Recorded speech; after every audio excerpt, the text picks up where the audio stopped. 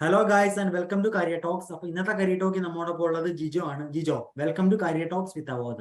Okay, thank you. Okay, ജിജോയുടെ വീട് എവിടെയാണ്? വീട്ടിൽ ആരൊക്കെയുണ്ട്? എന്റെ വീട് കാസർഗോഡ് ജില്ലയിലാണ്. കാസർഗോഡ് ജില്ല ചിറ്റാരിക്കാവ് എന്ന് പറഞ്ഞ സ്ഥലത്താണ്. ഓക്കെ, കാസർഗോഡാണ്. അതെ, എന്റെ വീട്ടില് പപ്പ, അമ്മ, പിന്നെ എനിക്ക് 2 ബ്രദേഴ്സ് ആണുള്ളത്. ബ്രദേഴ്സാണല്ലോ. ചേട്ടന്മാര്. ഞാൻ ഏറ്റവും ഇളയത് ഇളയത്. വീട്ടില്, കുടുംബത്തില്. ഓക്കെ, അപ്പോ അത്രേ ഉള്ളൂ വീട്ടില്. അവോധയിൽ ഏത് കോഴ്സാ ചൂസ് ചെയ്തിരുന്നേ? ഞാൻ അവോധയില് ഓട്ടോകാഡ് സോളിഡ് വർക്ക് ക്യാറ്റിയ ആയിരുന്നു ചൂസ് ചെയ്തത്. ഓട്ടോകാഡ് സോളിഡ്വർക്സ് കാറ്റിയ ആയിരുന്നു അല്ലേ? അതെ. എന്താണ് ഓട്ടോകാഡ് ചൂസ് ചെയ്യാനുള്ള ഒരു റീസൺ എന്തായിരുന്നു? അത് ചൂസ് ചെയ്യാൻ റീസൺ എന്ന് പറഞ്ഞാൽ ഞാൻ ഓൾറെഡി ഓട്ടോമൊബൈൽ ഫീൽഡ് ആയിരുന്നു ഓക്കെ, പഠിച്ചുകൊണ്ടിരുന്നത്. അപ്പൊ അതിന്റെ ഇതില് ഞാൻ അങ്ങനെ എടുത്തതാണ്. ഓക്കെ, അപ്പോ കോളേജിൽ നിങ്ങളുടെ ഒരു അവോധയുടെ ഒരു ചെറിയൊരു 1 ഡേ ക്ലാസ് പോലെ ഉണ്ടായിരുന്നു. Okay, seminar. അപ്പൊ അവിടുന്ന് ഞാൻ സെമിനാർ പോലെ ഉണ്ടായിരുന്നു. അപ്പൊ അങ്ങനെ ഞാൻ പരിചയപ്പെട്ടതാണ്. ഓക്കെ, അപ്പോ അങ്ങനെയാണോ അവോധയെ പറ്റി ആദ്യം അറിഞ്ഞത്?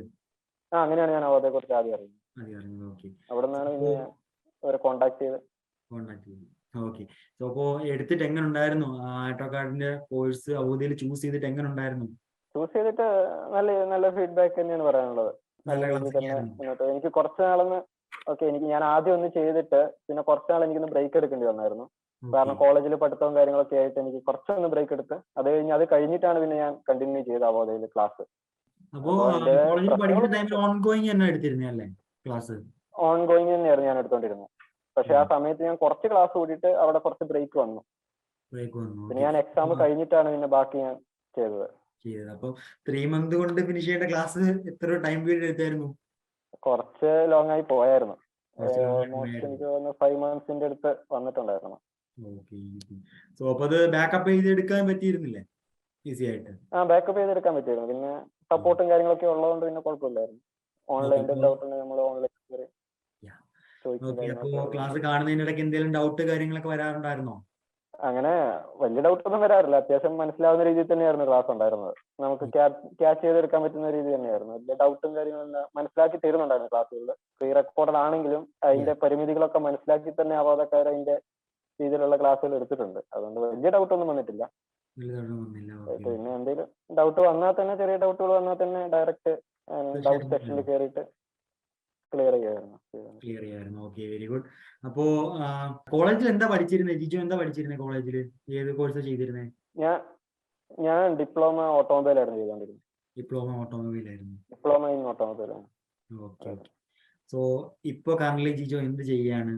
ഇപ്പൊ ഞാൻ ഇന്റേൺഷിപ്പ് വർക്ക് ചെയ്തുകൊണ്ടിരിക്കുകയാണ്. ഇവിടെ എറണാകുളത്താണുള്ളത്. കാക്കനാട് ഡെസ്ക്യൂ എന്ന് പറഞ്ഞ കമ്പനിയിൽ 3 മാസം, ഇപ്പൊ പറഞ്ഞതിന് 3 മാസം ഇന്റേൺഷിപ്പ് പോലെ ചെയ്തിട്ട് അത് കഴിഞ്ഞിട്ട് അവര് എന്റെ പെർഫോമൻസ് ഒക്കെ നോക്കിയിട്ട് പെർമനന്റ് ആക്കാം അല്ലെങ്കിൽ പ്ലേസ്മെന്റ് തരാന്നുള്ള ഇതിലാണുള്ളത്.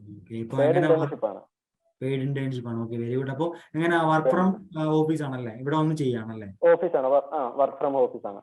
ഓക്കെ, അപ്പോ എങ്ങനെയുണ്ട് സ്റ്റാർട്ട് ചെയ്തിട്ട്? എങ്ങനെയുണ്ട്? എത്ര ടൈമായി സ്റ്റാർട്ട് ചെയ്തിട്ട്? ഇപ്പൊ സ്റ്റാർട്ട് ചെയ്ത് കഴിഞ്ഞ വെനസ്ഡേ ഞാൻ വന്ന് ജോയിൻ ചെയ്തേ ഉള്ളൂ. ഓവറോൾ എങ്ങനെയുണ്ട്? കമ്പനിയുടെ സൈഡിൽ നിന്ന് അവർ സപ്പോർട്ടീവ് ആണോ? കമ്പനി നല്ല സപ്പോർട്ടീവ് ആണ്. ഒരു കുഴപ്പമില്ല. നമ്മുടെ contact full direct M D ആയിട്ടാണ്. എന്നോടുള്ള കോണ്ടാക്റ്റും ഫുള്ള് അവര് എം ഡി ആയിട്ടുള്ള ഡയറക്റ്റ് കോണ്ടാക്ട് ആണ്. അപ്പം അവര് നല്ല എന്താ പറയാ, കട്ട കമ്പനി എന്ന് പറയാല്ലേ. നല്ല നമ്മള് ടെൻഷൻ അടിക്കേണ്ട കാര്യമില്ല. ഫുള്ള് സപ്പോർട്ടീവ് ആണ് അവര്. കൂടെയുള്ള വർക്കേഴ്സ് എല്ലാവരും ആയാലും നല്ല സപ്പോർട്ടീവ് ആണ്. കുഴപ്പമൊന്നുമില്ല. വലിയ വർക്കും കാര്യങ്ങളൊന്നും അങ്ങനെ ഈസി ആയിട്ട് കാര്യങ്ങളൊക്കെ പഠിക്കാൻ പറ്റുമല്ലേ അവിടുന്ന്? ഈസി ആയിട്ട് കാര്യങ്ങൾ നമുക്ക് പഠിക്കാൻ പറ്റും. എന്തുണ്ടെങ്കിലും അവർക്ക് മനസ്സിലാവും നമ്മുടെ സിറ്റുവേഷൻസും കാര്യങ്ങളൊക്കെ. നമുക്ക് നമ്മൾ ഫ്രഷറാണ്, നമ്മുടെ പരിമിതികളൊക്കെ അവർക്ക് മനസ്സിലാവുന്നേ ഉള്ളൂ. അപ്പൊ ആ രീതിയിൽ അവര് നമ്മളോട് പെരുമാറിക്കോളും. അതുകൊണ്ട് നമ്മൾ അതിനെ കുറിച്ച് ആലോചിച്ച് ഫസ്റ്റ് തന്നെ നമ്മൾ ബോധേഡാവേണ്ട ആവശ്യമില്ല. പറഞ്ഞിട്ടുണ്ട്, കമ്പനിയെ കുറിച്ച് പറഞ്ഞിട്ടുണ്ട്. പിന്നെ അത് സ്റ്റാർട്ടപ്പ് ആണ്. 2017 സ്റ്റാർട്ട് ചെയ്ത് ഇപ്പൊ കുറച്ച് നല്ലപോലെ ആവുന്നുണ്ട് കമ്പനി. ഗ്രോയിങ് ഫേമിന്റെ ഒരു ഭാഗമാവാൻ പറ്റിയല്ലേ? ഭാഗമാകാൻ പറ്റിയത്. എങ്ങനെയുണ്ട്? പിന്നെ സ്വന്തമായിട്ട് നമുക്കൊരു കരിയർ അവിടുന്ന് ഡെവലപ്പ് ചെയ്യാൻ പറ്റും എന്നുള്ളൊരു കോൺഫിഡൻസ് ഇല്ലേ കമ്പനിന്നാ? അതെ, ഉണ്ട്. ഓക്കെ, അപ്പോ അഡ്മിഷൻ എടുക്കുന്ന ടൈമിൽ എന്തായാലും 2800 എന്നൊരു ഫീസ് സ്ട്രക്ചർ കേട്ടാണ്.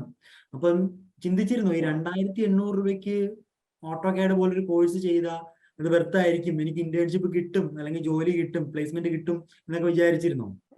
ശരിക്കും അങ്ങനെ വിചാരിച്ചായിരുന്നു. ഇത് 2800 രൂപ ഒരു ആദ്യം എനിക്കൊരു അക്സെപ്റ്റ് ചെയ്യാൻ പറ്റാത്തൊരു കാര്യമായിരുന്നു. പിന്നെ ഫാമിലിയിൽ വീട്ടുകാർക്കായാലും അവരും ചോദിച്ചായിരുന്നു ഇത്രയൊക്കെ ഉള്ളതെന്ന്.